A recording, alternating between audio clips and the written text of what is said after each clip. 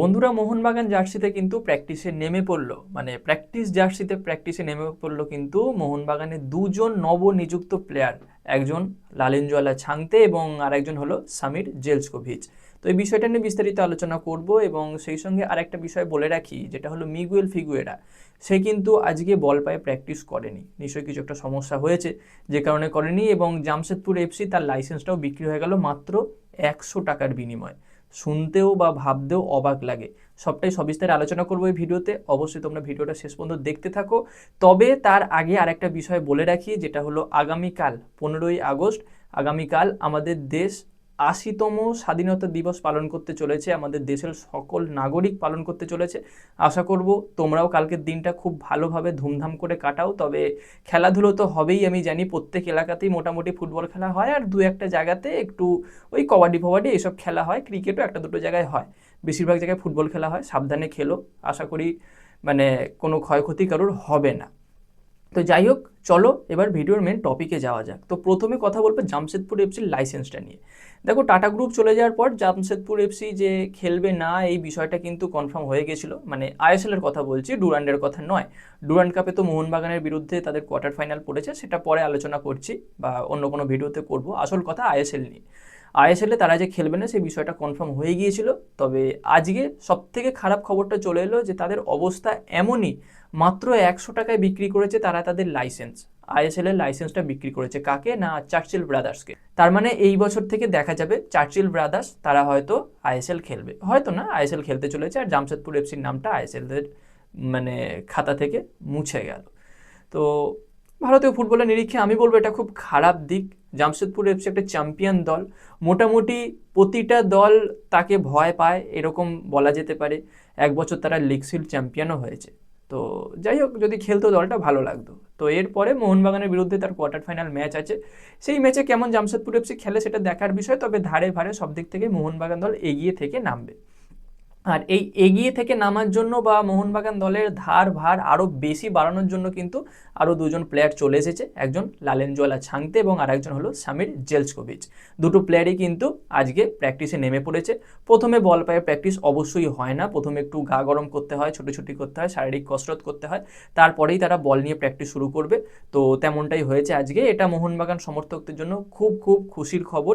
এবার একমাত্র একটা খুশির খবর বাকি আছে প্লেয়ার সংক্রান্ত, বলতে গেলে যে 6 নম্বর বিদেশি কে এবং কবে আসবে। এই খবরটা যদি কনফার্ম হয়ে যায় তাহলে মোহনবাগান সমর্থকরা তাদের প্লেয়ার সংক্রান্ত যে সমস্ত ডাউট, যে সমস্ত তাদের মধ্যে কনফিউশন চলছিল, সবটাই আশা করব ক্লিয়ার হয়ে যাবে। গেল। তো এবার কথা বলবো আর একটা মোহনবাগানের কিছুটা খারাপ খবর বলা যেতে পারে, যেটা হলো মিগুয়েল ফিগুয়েরা সেই সঙ্গে জেমি ম্যাকলারেন। এই দুটো প্লেয়ার কিন্তু আজকে বল পায়ে প্র্যাকটিস করেনি, তারা সাইড লাইনের ধারেই প্র্যাকটিস করেছে। এবার দেখো, এদের চোট আছে বা কোনো সমস্যা হচ্ছে এমন কিন্তু বড় কোনো খবর নেই। হতে পারে সামান্য কিছু সমস্যা হয়েছে যে কারণে তারা সাইড লাইনে প্র্যাকটিস করেছে, বল পায়ে প্র্যাকটিস করেনি। তো এই বিষয়টা নিয়ে অনেক বড় কিছু ভাবার প্রয়োজন নেই যে তারা প্র্যাকটিস করলো না মানে কি না কি হয়ে গেল, কত বড় ক্ষয়ক্ষতি হয়ে গেল, খেলতে পারবে না এমন কিছু নয়। একটা দিন দুটো দিন প্র্যাকটিস করেনি, আবার তারা প্র্যাকটিস করবে। বড় কোনো আপাতত ইনজুরির আপডেট নেই, এটা তোমরা নিশ্চিন্তে থাকো। তো মোটামুটি সব আপডেট তোমাদের সঙ্গে শেয়ার করলাম, কভার করে দিলাম। এবং আরেকটা ছোট বিষয় বলে রাখি লাস্টের দিকে, যেটা হলো ডুরান্ড কমিটি। বা ডুরান্ড কমিটির মাথা আছে ব্যবসা করার জন্য। প্রথম ম্যাচটায় ডার্বি খেলিয়ে দিল, কোনো ভালোভাবে দল গঠন হয়নি, কিছু না। তো হলো মোহনবাগান ইস্টবেঙ্গল খেলা। এরপর যেভাবে কোয়ার্টার ফাইনালটা সাজালো, যার কোনো কিছু আমি হাতামাতা খুঁজে পেলাম না। জানি না আমার ভুল কোথাও হচ্ছে কি, কিন্তু আমার থেকে অনেক বড় বড় কন্টেন্ট ক্রিয়েটার যারা এই বিষয়ের ওপর মানে এই টপিকের ওপর ভিডিও বানায়, তাদেরও আমি ভিডিও দেখলাম বা তাদের থেকে অনেক সাজেশন নিলাম, সেই একই জিনিস, কোনো কিছু দেখলাম না। এবার কেন বললাম ডুরান্ড কমিটির মানে মাথা খুব ভালো? এরপরে একটা দেখো খেলা রয়েছে নর্থ ইস্টের সঙ্গে শিলং লাচংয়ের, মানে কি দুটো একই এলাকার দল, নর্থ ইস্ট আর শিলং লাচং তো একই এলাকা, তাহলে ওইটা থেকেও ব্যবসা করে নেওয়ার ধান্দা। মানে দুটোকে খেলিয়ে দিল, তাহলে টিকিট বেশি বিক্রি হবে, লোকজন দেখার জন্য যাবে। আর এদিকে এমনভাবে ফেলেছে, এই মোহনবাগান জামশেদপুরকে হারাবে, আর ওদিকে ইস্ট বেঙ্গল ওই ইন্ডিয়ান আর্মি নাকি একটা দল উঠেছে বোধহয়, অতটা খেয়াল নেই এই মুহূর্তে, তো তাকে হারাবে। তারপর মোহনবাগান ইস্ট বেঙ্গলের খেলা ফেলবে, হয় তাদের খেলাটা ফেলবে ফাইনালে আর নয়তো সেমিফাইনালে, এরকম একটা তারা কিন্তু মন বানিয়ে নিয়েছে। তো যাই হোক, খেলা হচ্ছে, আমরা দেখছি, এন্টারটেনমেন্ট হচ্ছে, এই হিসাবেই আমরা এটাকে গ্রহণ করি। এর বাইরে আর ভেবে কি করব, আমাদের হাতে তো কিছু নেই, আমরা শুধু আলোচনা করতে পারি, নিজেরা নিজেদের মধ্যে একটু এই বিষয়টা নিয়ে কথাবার্তা বলতে পারি, এর বাইরে কিছু নয়। যাই হোক বন্ধুরা, এইটুকু আপডেট তোমাদের সঙ্গে ছোট করে শেয়ার করলাম। কেমন লাগলো ভিডিওটা কমেন্টে জানিও। এবং আবারও বলছি, আগামীকাল 15ই আগস্ট সকলে ভালোভাবে খেলাধুলো করো। জানি ম্যাক্সিমাম লোকজন এই ফুটবল খেলবে, আমিও খেলবো একটু।